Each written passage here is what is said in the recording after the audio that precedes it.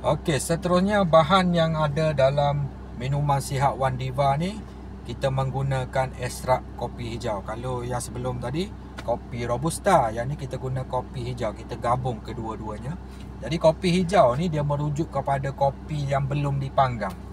Okey, biji kopi hijau ni mengandungi asid klorogenik yang dipercayai memiliki pelbagai manfaat kesihatan, terutama dalam proses penurunan berat badan lah. Okey, rasanya jauh lebih lembut daripada kopi biasa.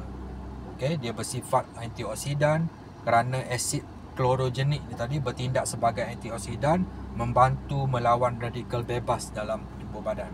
Ia juga membantu membuang toksin dalam badan, membantu menyokong kesihatan jantung, membantu mengawal kadar gula dalam darah. Dia juga membantu menurunkan tekanan darah tinggi. Dia membantu menangani kolesterol yang tinggi. Dia membantu memperbaiki mood dan juga fungsi otak. Dia membantu menjaga kelembapan kulit. Dia membantu proses detoksifikasi daripada tubuh badan. Dia membantu menurunkan risiko kanser. Membantu mencegah penuaan awal. Okey, dia membantu meningkatkan tenaga dan semangat, membantu merangsang penurunan berat badan, dan ia juga membantu meningkatkan tenaga dan fokus.